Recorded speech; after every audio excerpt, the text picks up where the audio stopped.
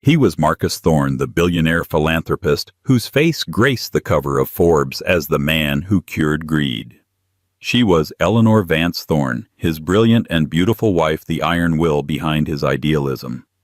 Tonight they were set to receive the Beacon of Hope Award broadcast live to millions. He thought he had it all: the reputation, the adoration, the perfect life. What he didn't know was that his perfect wife was about to become the architect of his destruction, and she'd chosen the largest possible stage to light the match. The penthouse wasn't a home. It was a statement. A 10,000 square foot marvel of glass and polished marble overlooking Central Park. It was the physical manifestation of Marcus Thorne's success. Marcus himself was cut from the same cloth, impeccable suits from tailors on Savile Row, a smile worth $1 million, and a charisma that could disarm world leaders. He was the founder of Astra Innovative, a tech firm that had revolutionized data privacy, and he'd funneled his billions into the philanthropic powerhouse he ran with his wife, the Thorne Foundation for Tomorrow. Eleanor Vance Thorne was the other half of the equation. Where Marcus was the sun, Eleanor was the gravity that held the planets in orbit. A graduate of Yale Law with a background in forensic accounting at Vance and Sterling, she had given up her own skyrocketing career to become the COO of their foundation. She was the one who vetted the projects, balanced the ledgers, and ensured the millions they pledged to inner-city schools and cancer research actually got there. To the world, they were indestructible. The power pair, the New York Times had called them. This week their power was reaching its zenith. They were preparing for the Beacon of Hope Gala, a lavish event held annually at the Cipriani Ballroom on 42nd Street. It was the Oscars of philanthropy, and this year the spotlight was on them. They were the keynote speakers and the night's main honorees. "It's our moment, Elle," Marcus said, straightening his tie in the reflection of their apartment's floor-to-ceiling windows. He was practicing his speech. "This isn't just an award, it's leverage. This is how we get the federal grant for the Next Gen Education Project." Eleanor smiled, but it didn't quite reach her eyes. She was sitting at their custom-built walnut desk, a laptop glowing in the dimming light. "It's wonderful, Marcus, truly." "You don't sound wonderful," he said, turning. His charm was his first line of defense. "Gala jitters. You've organized dinners for 3 different presidents. I think you can handle this."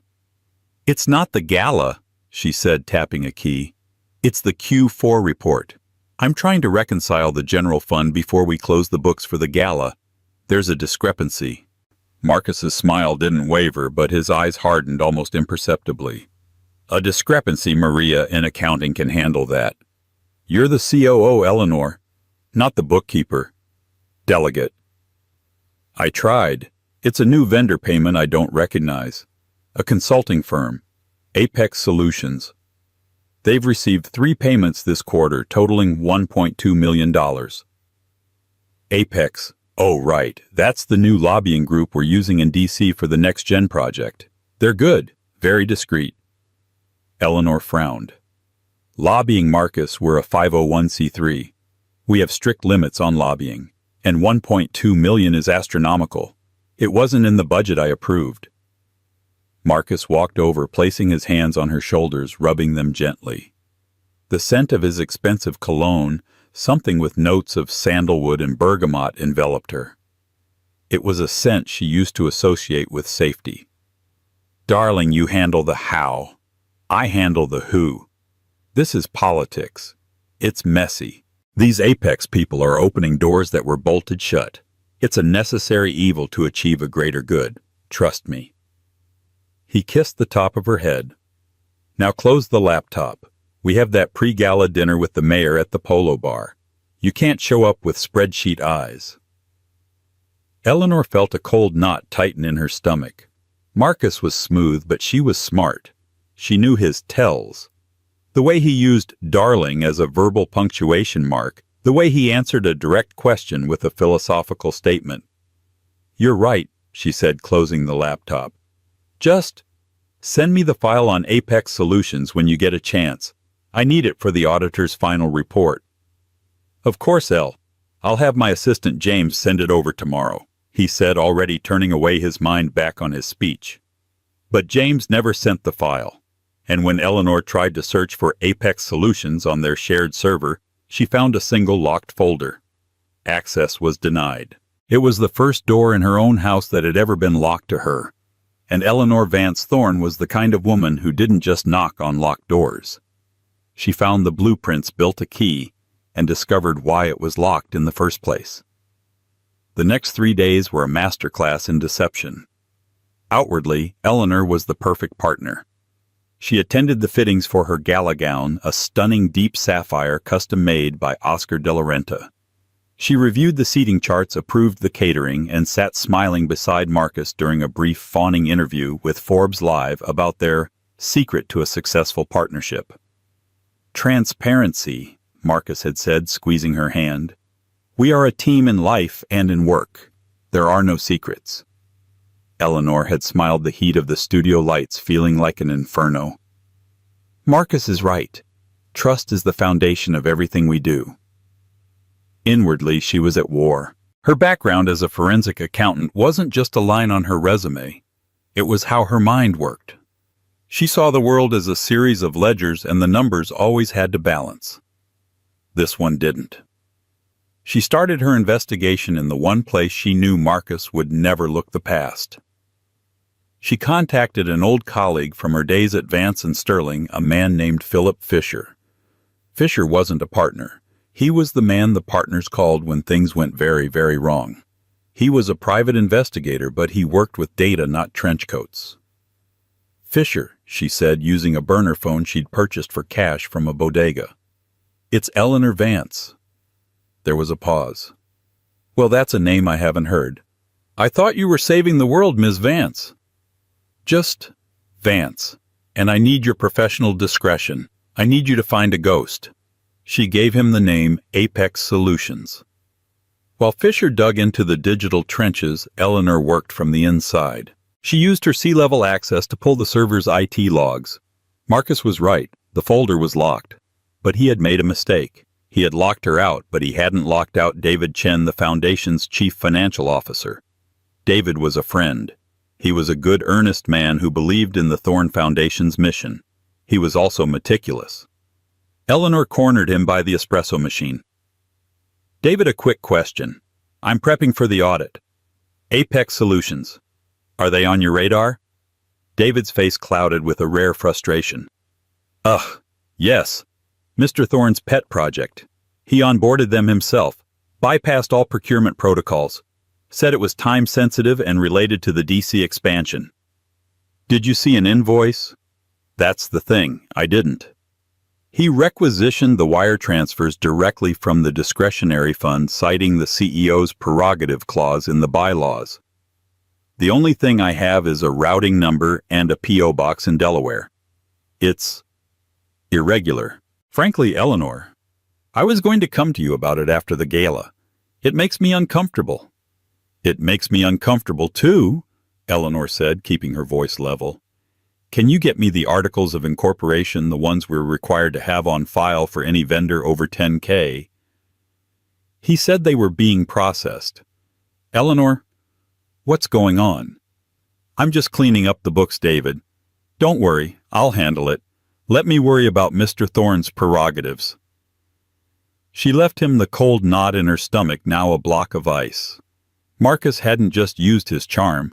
He had used the bylaws she herself had helped write to bypass their entire system of checks and balances. That evening, as Marcus was at a final fitting for his gala tuxedo, Eleanor's burner phone vibrated. It was a message from Fisher. No digital footprint, no website, no employees on LinkedIn. This isn't a company, it's a shell. P.O. Box is a registered agent in Wilmington. A dead end. But the wire transfers aren't going to Delaware. They're being routed to a private wealth account at First Fidelity Bank. Bank account is registered to Apex Solutions LLC. Sole signatory. Eleanor held her breath. Isabella Reyes. Eleanor's blood ran cold. She didn't know that name. Fisher's next text came a minute later. "This is where it gets weird, Ms. Vance. Isabella Reyes, DOB 4/16/1990, has no connection to DC lobbying. She's not a politician. She's not a lawyer. She's a real estate broker. Or was. She let her license lapse 2 years ago. She has one asset to her name purchased 18 months ago. A property. 547 Willow Lane, Greenwich, Connecticut. Greenwich, not DC. A $3 million house in one of the most exclusive suburbs in America. Eleanor looked at the clock. 7:00 p.m. Marcus would be at his fitting then dinner. He wouldn't be home until 11. She walked to the private elevator of their penthouse. "Javier," she said to their driver, "I need to go out, and I'll be driving myself." The drive from Manhattan to Greenwich, Connecticut took just over an hour. Eleanor drove her own car, a Tesla Model S that Marcus had gifted her, a car she now realized was probably a monument to his guilt. She drove with a chilling, preternatural calm. The woman who left that penthouse was not the same one who would return. 547. Willow Lane was not a house. It was a fortress.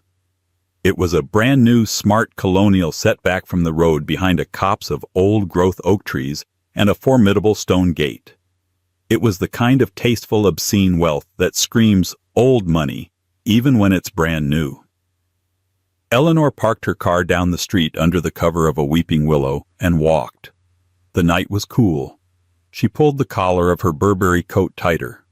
There were lights on. The gate was slightly ajar as if someone had just entered or was expecting a visitor. She slipped through the gap, her heart hammering against her ribs, and crept along the manicured lawn. The house was all glass at the back. Through the kitchen window she saw her, Isabella Reyes. She was exactly what Eleanor was not.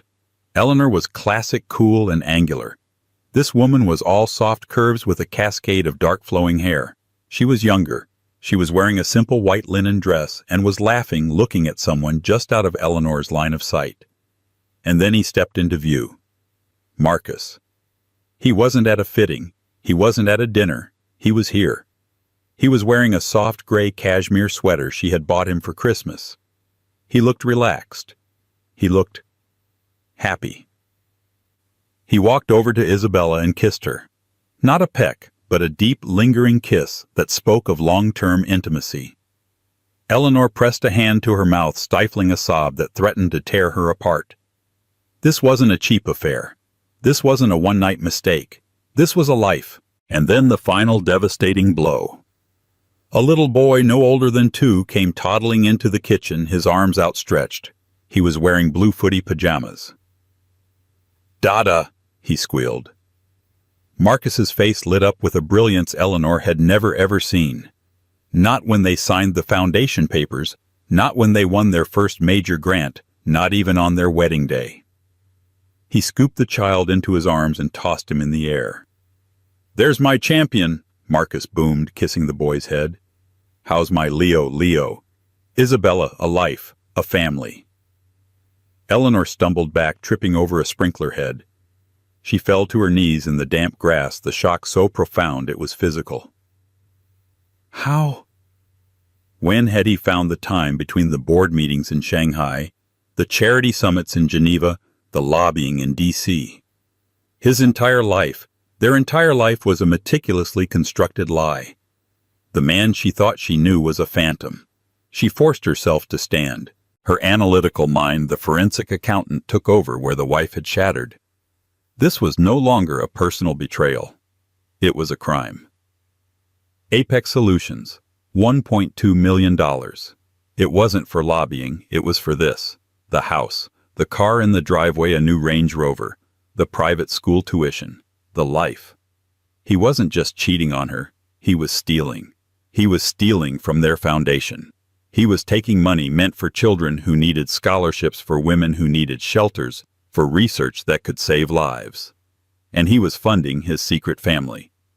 The man who was about to accept the Beacon of Hope award was a fraud, a thief, and the cruelest kind of hypocrite. She turned to leave, but as she did, her eyes caught something on the patio table. It was a stack of mail. The top letter was a bill from a high-end landscape architect. It was addressed to Marcus and Isabella Thorne. Thorne. He hadn't just given them his money. He had given them his name, her name. The cold calm she'd felt on the drive up was gone, replaced by a glacial purifying rage. He hadn't just built a second life. He had built it on the wreckage of their first, using the money they had pledged to the world. She got back in her car, her hands steady on the wheel. She wasn't just a wife. She was a witness. And Marcus had just made the single biggest mistake of his life. He hadn't just betrayed her. He had underestimated her. Eleanor drove back to Manhattan with the precision of a surgeon. The tears had frozen in her ducts. The rage had settled into a hard, dense object in her chest. She was no longer a victim. She was an instrument of justice. When she walked into the penthouse, it was 11:30 p.m. Marcus was home just as he'd said he would be. He was in the study pouring himself a whiskey. He was still in his suit, the one he'd supposedly worn to his fitting and dinner. He had changed, showered, and driven back from Greenwich to play the part of the devoted husband. "There you are," he said, smiling. "I was getting worried. You missed the dinner with the mayor. I had to tell him you had a sudden migraine." The lie was so effortless. "I'm fine," Eleanor said, her voice a monotone. "Just needed some air." "Well, you look pale. Get some rest, Elle. We have the big day tomorrow. Our big day." He raised his glass in a toast. "To us. The team." "To the team," she replied, her voice hollow. She walked past him into their master bedroom and locked the door. She didn't sleep. She sat on the chaise lounge by the window, watching the lights of the city that Marcus believed he owned. The next 48 hours, the final stretch before the gala, were an exercise in brutal, meticulous discovery. She had the what, the house, the who, Isabella and Leo, and the how, Apex Solutions. Now she needed the how much. She called David Chen, the CFO, at 6 a.m. "David, I'm invoking my authority as COO. I need a full, unfiltered data dump of the discretionary fund's outgoing wires for the last 24 months. I also need admin-level access to the backup server, the one in the vault." David, sensing the steel in her voice, didn't argue. "Eleanor, what's—" "Just do it, David, and not a word to Marcus. This is an internal audit, level 1. For the next 2 days, Eleanor lived a double life that would have made Marcus proud. By day, she was the gracious honoree doing a final walkthrough of the Cipriani, tasting the champagne and approving the press credentials. By night, she was deep in the digital labyrinth of her husband's crimes. And what she found was worse than she could have ever imagined. The $1.2 million was just the start. It was a single thread. She pulled it, and his entire tapestry of lies unraveled. It wasn't just Apex Solutions. It was Summit Holdings, Viridian Consulting, Oceanside Investments, all shells, all registered in Delaware or the Cayman Islands, all funneling money to private accounts, the Greenwich House, a condo in Miami, a portfolio of stocks, a trust fund for Leo Reyes Thorne. She traced the money back. He wasn't just skimming the discretionary fund. He was diverting entire grants. A $5 million grant from the Gates Foundation for STEM education, $1 million had been siphoned off. A $10 million pledge for a new wing at St. Jude Children's Hospital, $2.5 million, had disappeared into a logistics and implementation shell company. He had stolen. He had stolen from sick children, from at-risk youth, from everything they had claimed to represent. She calculated the total. It was staggering. $28.4 million, over 5 years. He had been stealing from her from their foundation since the very beginning. She leaned back, the numbers swimming on her screen. The betrayal was so absolute, so monstrous, it was almost abstract. He hadn't just built a new life. He had funded it with the suffering of others. And then she found the final diabolical twist. She was looking at the incorporation documents for Viridian Consulting, the most active shell responsible for over $15 million of the theft. The documents had been filed electronically. She found the original scans, the ones sent to the lawyers, and she saw the signature on the authorization line right next to his. Eleanor Vance Thorne. She stared at it. It was her signature, a perfect, flawless digital recreation. She frantically pulled the files for the other shells. Summit, Oceanside. Her name was on all of them, as co-founder, as COO, as signatory. He hadn't just stolen the money. He had made her his accomplice. She realized the horrifying genius of his plan. He had used her.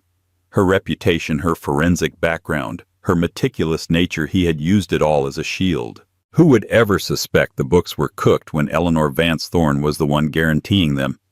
And he had built himself a failsafe. If she ever found out, if she ever threatened to expose him, he wouldn't just be destroyed. She would be too.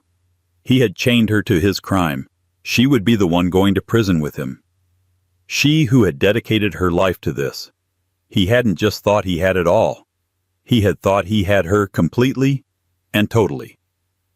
The door to the study opened. It was Marcus, beaming, holding his tuxedo in a garment bag. "It's here. The final look. What do you think, Eldo? I look like a man who's about to change the world." Eleanor looked at him, really looked at him. At the charming sociopath who had not only betrayed her but had meticulously planned to bury her with him. The rage was gone. The shock was gone. All that was left was ice. "You look," she said, closing the laptop, "like a man who deserves everything that's coming to him." He laughed, taking it as a compliment. "That's my girl. Now get dressed. We've got a world to save."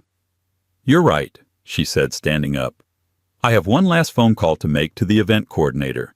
A slight change to the program." "A change? A surprise," Eleanor said, walking past him.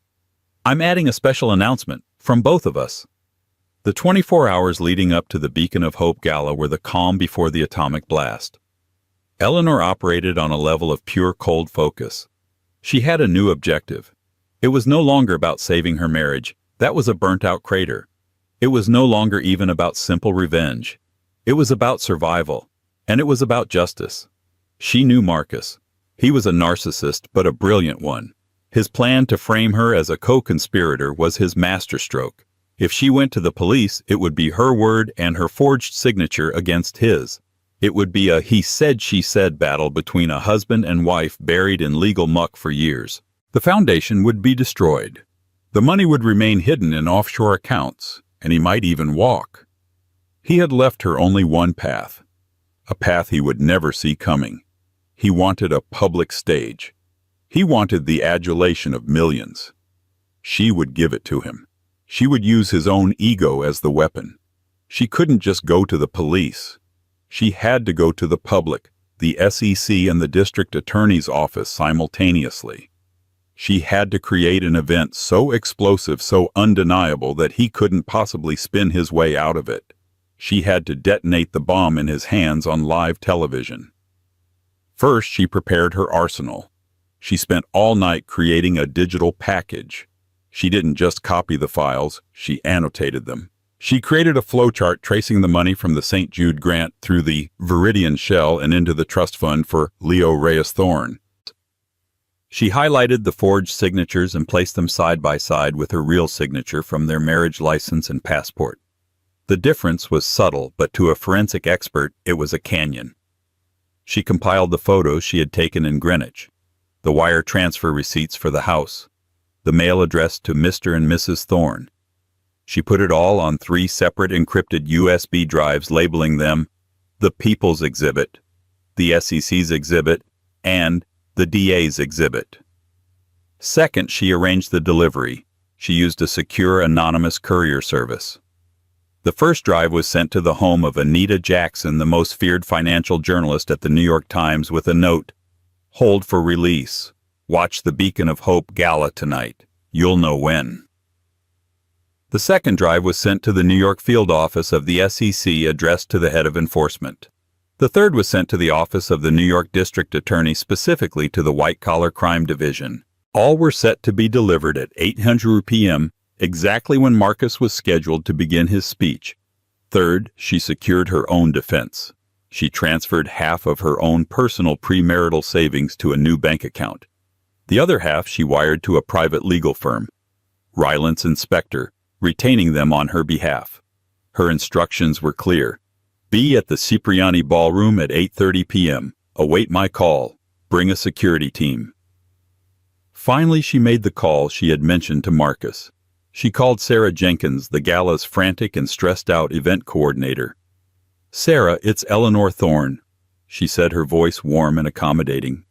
"Eleanor." "Oh, thank goodness. Is everything okay? We're 12 hours out." "Everything is wonderful. But Marcus and we've been so moved by this honor we'd like to do something special. A surprise. During his acceptance speech, he's going to cede the last few minutes to me. I have a personal announcement to make, something that reinforces our commitment to transparency." "Oh, how lovely a new pledge." "Something like that," Eleanor said. "I'll need you to do two things. First, make sure the teleprompter feed is cut the moment he hands it over to me. I'll be speaking from the heart. Second, I need you to ensure the live feed director, the one from Forbes Live, knows to stay on me, no matter what. No cutting to the crowd, just me." "That's specific, but for you done. A special heartfelt announcement from Eleanor Thorne. The press will love it." "I'm counting on it," Eleanor said and hung up. She was now the architect. She had built the scaffolding, laid the charges, and set the timer. All that was left was to walk her husband to the gallows he had built for himself. She went into her all-white marble bathroom and began to get ready for the gala. She selected the sapphire Oscar de la Renta gown, a color that symbolized loyalty, and she thought with a grim smile, ice. She sat at her vanity, applying her makeup with a steady hand. She was building a mask, the mask of the perfect, adoring wife. When Marcus came in, nodding his bow tie, he looked at her with pure, unadulterated pride. "Eleanor," he breathed, "you are without a doubt the most beautiful woman in this city. You are my rock." She turned a perfect painted-on smile on her face. "And you, Marcus?" she said, adjusting his bow tie, her fingers cold on his skin, "are the man of the hour. Let's not keep the world waiting." The Cipriani Ballroom was a sea of glittering hypocrisy. Black ties, sequins, and the smell of expensive perfume mingled with the quiet, desperate hum of influence peddling. Every major name in New York finance, politics, and culture was there. And at the center of it all, at the head table, sat Marcus and Eleanor Thorne, bathed in the warm, adoring glow of the stage lights. The Forbes Live broadcast was in full swing. The host, a man named Tom Harrison, was gushing. In a world of cynicism, Marcus and Eleanor Thorne are a beacon of genuine hope. Their work at the Thorne Foundation is nothing short of revolutionary. Eleanor smiled and nodded, her hand resting lightly on Marcus's arm. Inside her heart was a cold, steady drum. She had timed her exits. She knew where her retained security team from Rylance and Spector was waiting just outside the main doors. She could see the glowing red REC light on the main broadcast camera. 8:00 p.m. The packages had been delivered. The DA had his drive. The Times had theirs. The ceremony dragged on. A senator spoke. A CEO was honored. Finally, the moment arrived. "And now," the host intoned, "the moment we've all been waiting for. Please welcome the recipients of the 2025 Beacon of Hope Award, the couple who is truly building a better tomorrow, Marcus and Eleanor Thorne." The ballroom erupted in a standing ovation. Marcus, in his element, soaked it in. He waved, blew a kiss to the crowd, and then gallantly helped Eleanor to the stage. He looked every inch the conquering hero. They took their places at the podium. The heavy crystal award sat between them. Marcus leaned into the microphone. "Thank you. Thank you, friends. We are humbled. We are truly, truly humbled." He launched into his speech, the one she'd heard him practicing. It was a masterpiece of self-congratulation disguised as humility. "The work we do, it's not about us," he said, his voice thick with practiced emotion. "It's about the future. It's about transparency. It's about building a world where every child, regardless of their zip code, has a chance to succeed. Eleanor watched him, her expression one of polite adoration. She saw the teleprompter scrolling. She saw the cameraman. She saw the front row faces, the mayor, the bank presidents, all hanging on his every word. "But I can't stand here," Marcus continued, "and accept this honor alone, because the beacon of hope in my life, the person who is the true engine of all we do, is my brilliant, beautiful, and utterly selfless wife, Eleanor." He turned to her, his eyes shining. "This isn't my award. It's our award. Eleanor, my rock, I love you." The crowd awed. This was it. He gestured for her to join him at the mic. "In fact, True," he ad-libbed, "she's insisted on adding a little surprise announcement. My wife, always keeping me on my toes." He smiled, stepping back, ceding the stage to her. The teleprompter went blank just as she'd requested. The red light on the camera was a burning eye. Eleanor stepped forward. The ballroom went silent. She took a deep breath. "Thank you, Marcus," she began, her voice crisp and clear, amplified to the room and to the millions watching at home. "You're right. I am selfless, and you couldn't have done any of this without me." Marcus's smile faltered just a fraction. This wasn't the tone he was expecting. "You mentioned transparency," Eleanor continued, her voice gaining strength. "And in the spirit of that transparency, I have an announcement to make. Not a new pledge, but a clarification." She looked directly into the camera. "My husband, Marcus Thorne, is a thief." A collective audible gasp sucked the air from the room. Marcus froze, a rictus of a smile still on his face. He thought it was a joke. "Eleanor." He laughed nervously, reaching for her arm. She stepped away from him. "For the past 5 years," she announced, "Marcus Thorne has systematically embezzled $28.4 million from the Thorne Foundation for Tomorrow." The room exploded in chaos. People were standing up shouting. The Forbes Live director was screaming in the producer's ear, "Keep rolling, do not cut this feed." "He stole $2.5 million from the St. Jude Children's Hospital grant," she said, her voice rising above the din. "He stole $1 million from the Gates Foundation STEM program. He stole money meant for homeless women for scholarships for cancer research." Marcus's face had gone from confusion to a mask of pure white-hot terror. "Eleanor, what are you?" "She's having an episode. She's not well. Security." "And he did it?" Eleanor shouted. "To fund his other life." This time the room went dead silent. "He used that stolen money to purchase a $3 million home in Greenwich, Connecticut for his mistress, a woman named Isabella Reyes. He used it to fund a trust for their 2-year-old son, Leo. He even had the audacity to give them our name." She was pacing the stage now, a lioness in a sapphire gown.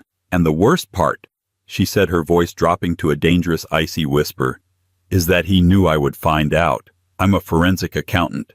So he planned for it. He built a trap." She turned to Marcus, who looked like he was about to be physically ill.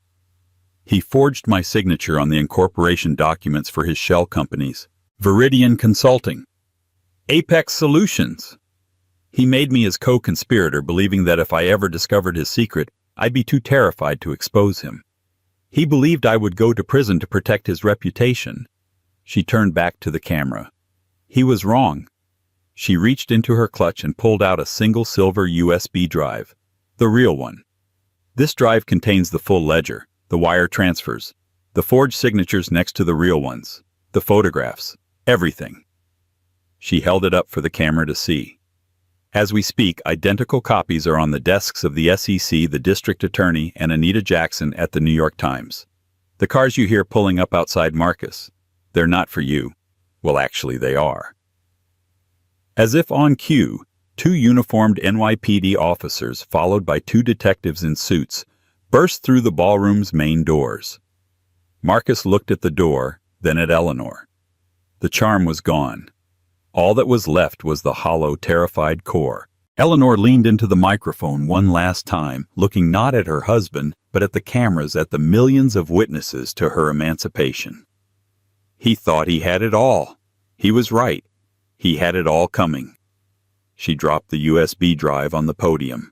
She turned, walked past her frozen, shattered husband, and descended the stage. Her personal lawyer and security team met her at the bottom, forming a protective bubble. She never looked back as the detectives ascended the stage and placed their hands on Marcus Thorne. The sound that followed Eleanor's final devastating sentence was not one of silence.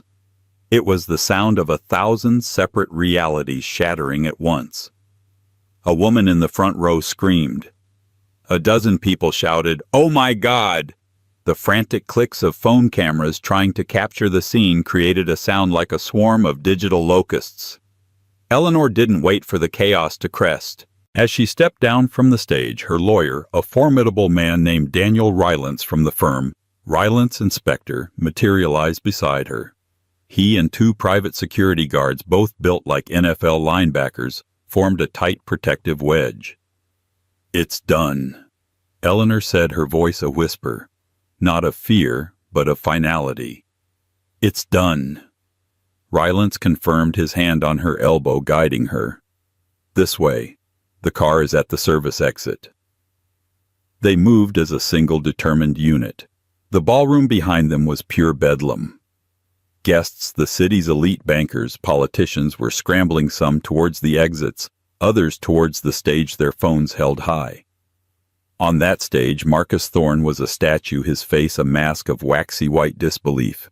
The red REC light of the Forbes live camera was still on a single unblinking eye, broadcasting his humiliation to the world.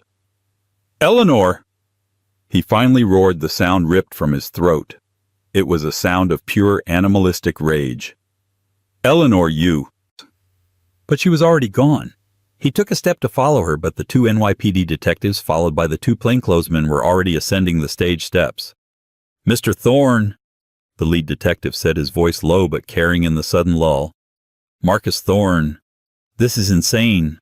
Marcus sputtered, his eyes wild. "This is a joke. My wife. She's mentally ill. She's having a psychotic break. Get her, not me."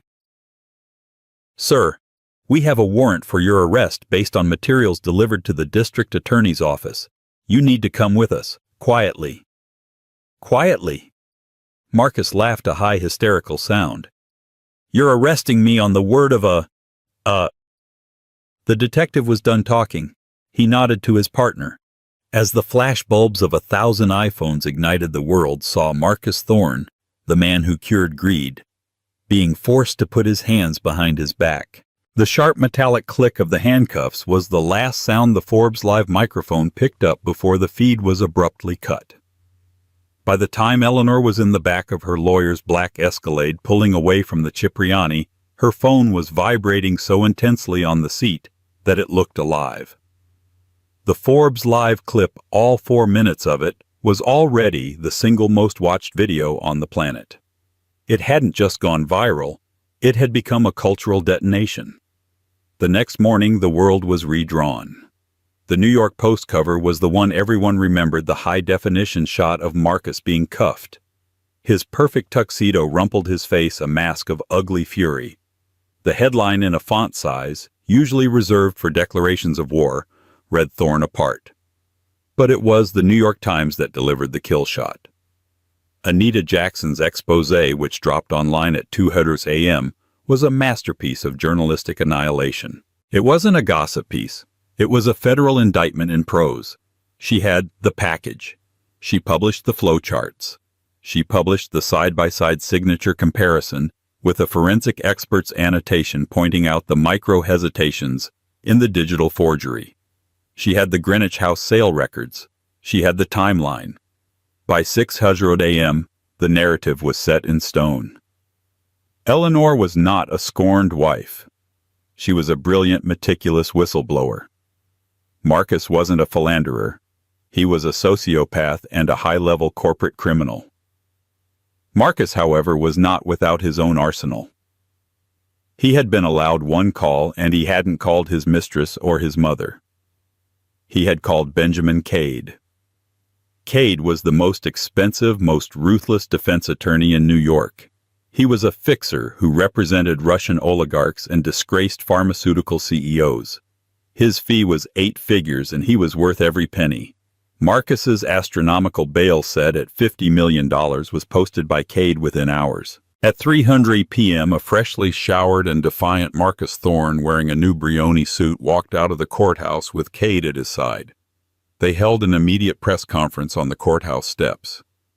"My client Marcus Thorne is the victim," Cade snarled into the microphones, his voice like gravel. "He is the victim of a deeply disturbed woman and a calculated vindictive plot. This is not a criminal case. It is a marital dispute that has been twisted by a woman suffering from delusions." He then launched the smear campaign. "We will prove in court that Ms. Eleanor Vance, who is by the way still legally Mrs. Thorne, was not only a participant in these financial irregularities, but the chief architect. We will prove that she siphoned this money herself, and upon being discovered by her husband, framed him in this spectacular, hysterical fashion to save herself. She is the guilty party, and we look forward to her arrest." It was a brilliant, if utterly false, counter-narrative. It was the exact trap Marcus had set from the beginning. The district attorney's office, now under immense public pressure, felt the squeeze. They had 2 competing and equally plausible narratives. They called Eleanor in. The meeting in a drab, windowless conference room was not the hero's welcome she might have expected. It was an interrogation. "Ms. Vance," said the lead prosecutor, a no-nonsense woman named Hannah Lou, "we have a problem. Your name is on everything. Cade's defense is plausible. Why did you wait? Why the live TV stunt? It looks like a panic move. It looks like you got caught and you're trying to cut a deal by throwing your husband under the bus." Daniel Rylance. Her lawyer stepped in. "My client will not be answering questions until we have a formal agreement." "We can't offer an agreement until we know who the real criminal is," Lou snapped. "For all I know, you 2 were in it together until the mistress." Eleanor, who had been silent, looked up. The ice was back in her eyes. "He got sloppy," she said, her voice low. "He got arrogant. Go to the server logs. The original forgery scans for Viridian Consulting were uploaded on October 14th from an IP address at the St. Regis Hotel in Shanghai. I was in New York in a board meeting presenting the Q3 results. An alibi you can confirm with 40 people and the building's entry logs. He uploaded the second forgery for Apex Solutions from his personal laptop at the Greenwich House. My name is on the server logs for the New York office. My access credentials were used from his laptop. He wasn't just framing me, he was sloppy about it." She leaned forward. "You are looking for a fall guy. I am not it. I am your star witness. I am the only person who can walk a jury through his entire house of cards, but I will not do it from a defendant's chair." Rylance finished the thought. "You grant her full transactional immunity. Now, in writing, or Mr. Cade is going to paint you all as incompetent fools for letting the real mastermind walk, and Mr. Thorne will move his $28 million so far offshore you'll never find it. She's giving you the case. Don't waste her time." Hannah Lou stared at Eleanor for a long, tense minute. She saw the truth. She saw the conviction. She nodded. "Get me the immunity paperwork." The collateral damage was devastating.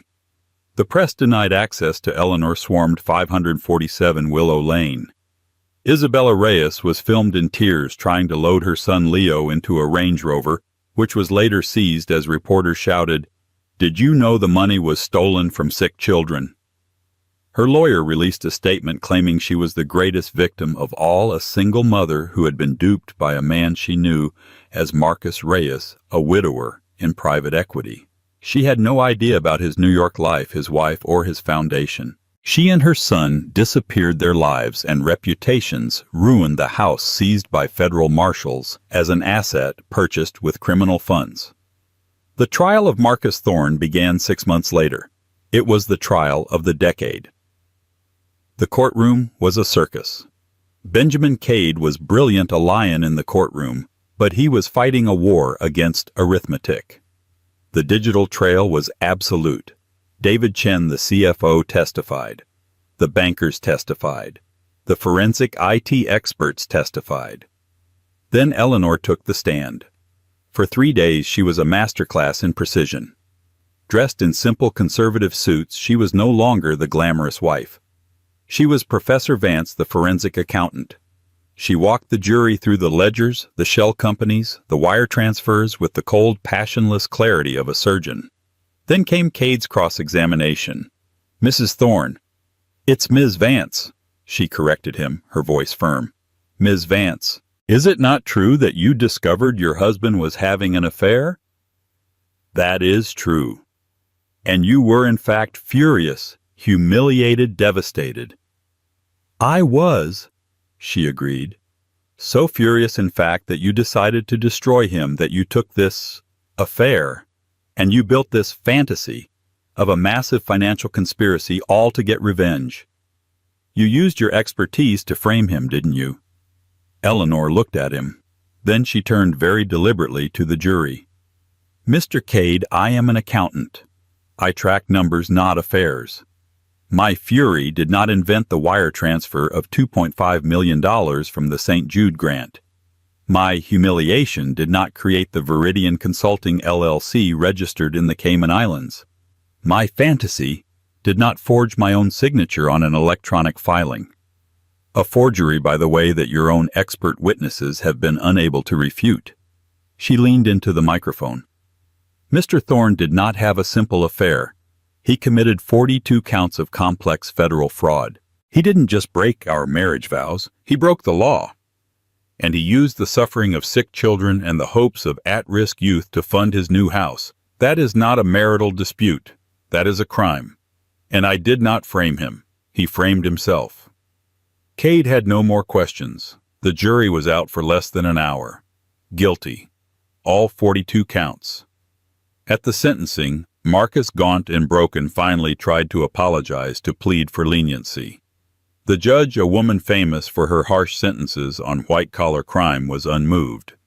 "Mr. Thorne, your crimes are not just financial," she said, her voice ringing with contempt. "You didn't just steal money, you stole public trust. You stole the very idea of charity.